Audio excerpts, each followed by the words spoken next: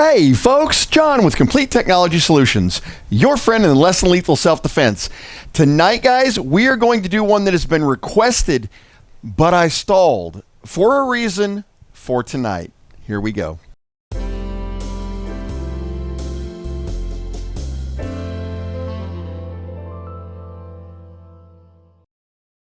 So here's what we're going to do, folks. I am going to show you. You want me to wait a second while you? Oh, you want me to wait while you hit that like and subscribe button? Dude, what a great idea. You know what? I'm going to do that for you. There you go. All right. You've hit it now. Tell you what, guys. Tonight we're going to take a look at the Tippmann TiPX Launcher. Okay. Back in the day, and I am talking back in the day, when I actually started this channel, the first launcher I ever demoed was the Salt Supply, which, guys, is a carbon copy or vice versa of the Tippmann TiPX. I'll throw a link up there for you. It was actually one of my earlier videos, so no laughing about the audio and video, and you know how my legendary fights with Stumpy were. But I loved the launcher, the look, the feel, the power, the 68 caliber nature of it, how it punctured, the 12 gram CO2s. There was very little I could fault. But everybody kept saying, you got to try the Tippmann. You got to try the Tippmann. So here we are. So, guys, let's take a look and see what we actually get in the box here. Dude, the box is really, really nice. I mean, really nice. You get a good, solid gun case out of that. Oh, man, guys, that is nice. All right, so you get what looks like a barrel plug. Now, the reason there's a barrel plug, I suspect I know what this is all about. These are actually marketed as paintball guns. When the velocities get a little bit higher, you can't fire paintballs through them anymore. When they get even higher than that, you can't fire pepper balls through them anymore. But they are marketed as paintball guns.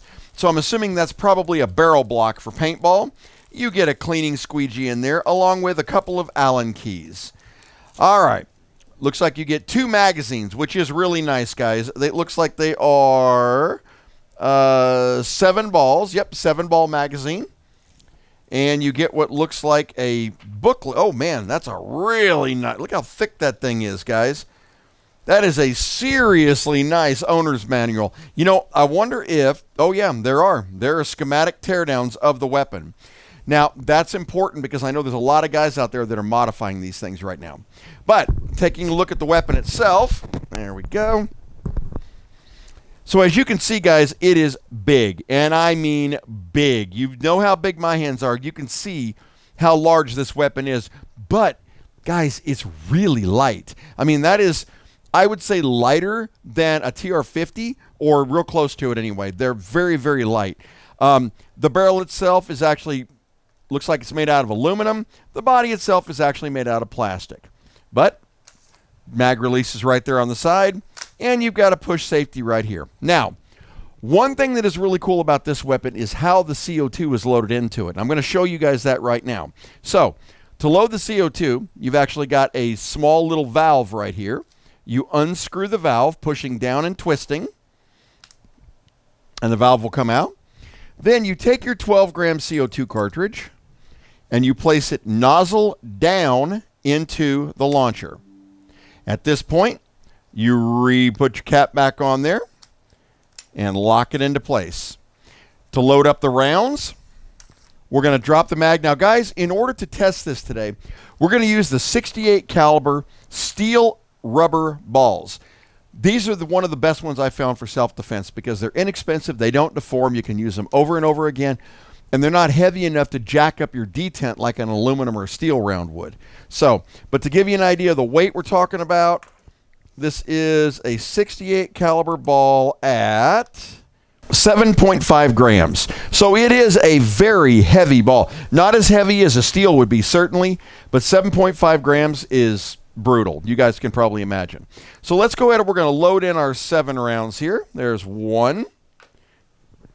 And here's 2, 3. Now, while I'm loading these up, I'll tell you guys, Byrna had a little bit of a problem with some of the rubber balls and the rubber steel balls that we actually had tested. And consequently, you would get jams. When I tested that Salt Supply, which is a lot like this, it would fire anything. And I mean anything you put into it, it would actually launch out. So we're going to go ahead and load up both of these magazines because we do want to test and see how many shots we're getting with one CO2 cartridge. 4, 5, 6, and 7. Now, I'm going to show you before we charge this or anything else, one of the things that used to drive me absolutely crazy about the salt supply is that when you would drop the magazine, there was no round retention, and it would just drop rounds out of the bottom. So here's what we're going to do. I'm going to put the loaded magazine in, and I'm going to drop the magazine, and let's see if any rounds fall out. You guys ready for this? Here we go. And there we go. Now, the magazine did hold, looks like it held 5, 6, so there is one retained up in there. So the 7th round is locked up in place. That is different because I don't recall Salt Supply doing that, but we'll revisit that at some point. So if you put in your magazine and drop the magazine, the top round that is behind the leader is going to fall out. Okay, who cares, right? All right. All right. Let's move on out here to the range, and let's see what kind of velocity we're getting. We are not modding this. We are not adjusting velocities at all. All we are doing is seeing what it's like out of the box because that's how we want to test it. Here we go. Okay, guys, so we're out here on the range. Poor Scully. You know, you got to feel sorry for him. That guy's got more holes in him right now than a pin cushion. But, all right. So what we're going to do is we've got our magazine is loaded up. We got our CO2 cartridge in here. In order to charge this weapon, so instead of having a striker on the bottom, you simply pull the trigger the first time. Hear that click? That charges the weapon.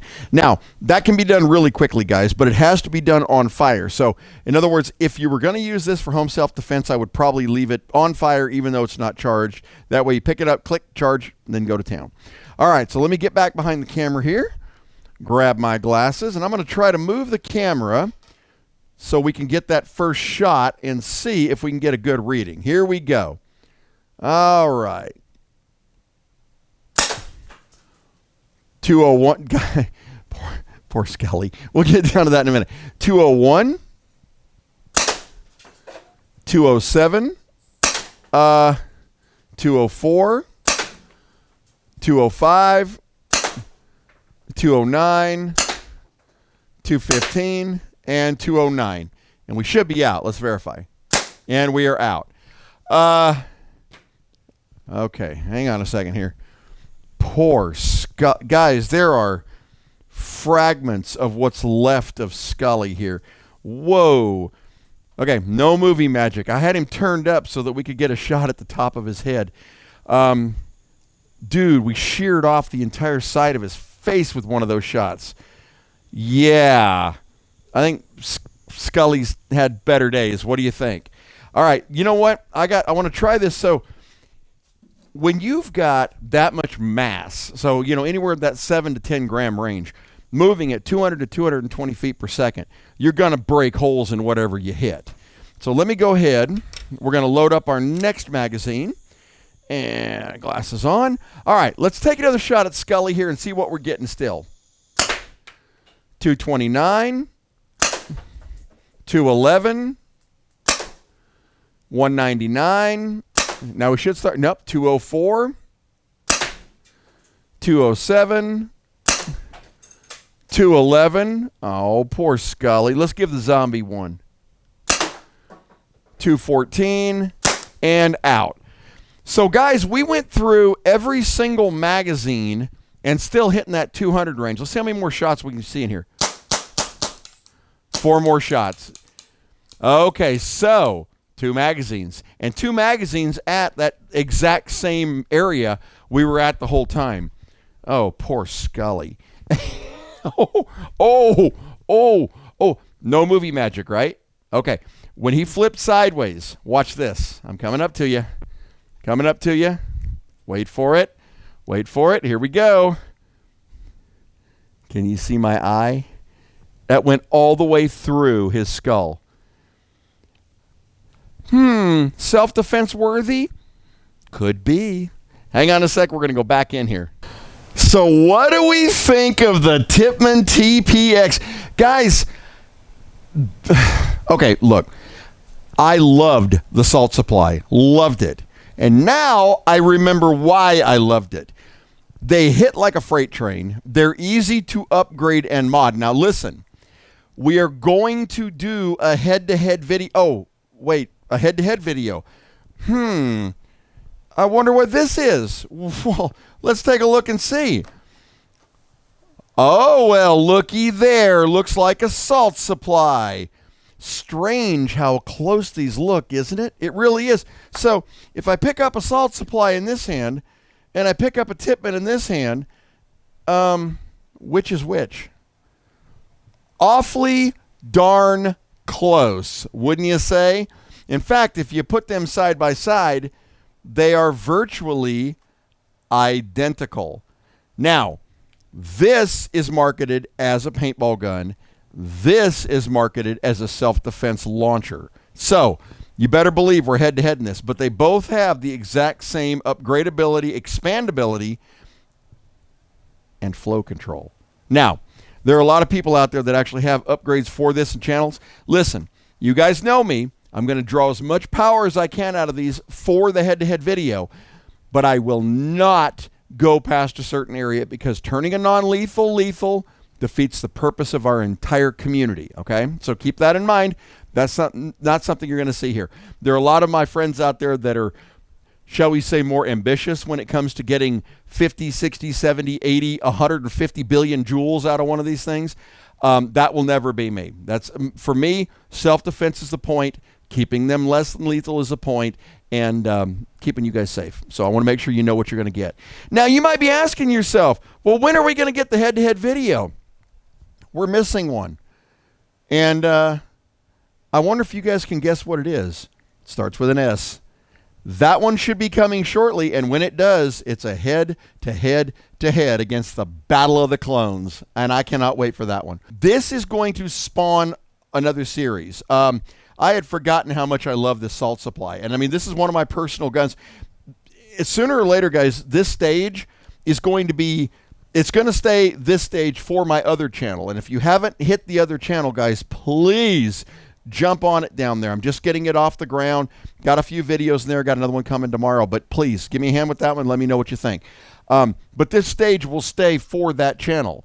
I'm going to be building another stage specifically for our less than lethal friends out there that is going to have nothing but launchers. My personal collection of launchers, which as you can probably imagine is pretty extensive. Yeah. And we're actually going to start building my own personal TR-50 here shortly. So that'll be another upcoming video. Have a great week, guys. We will see you in a couple of days, and I got another big one for you we've never done before. Have a good one. Bye-bye.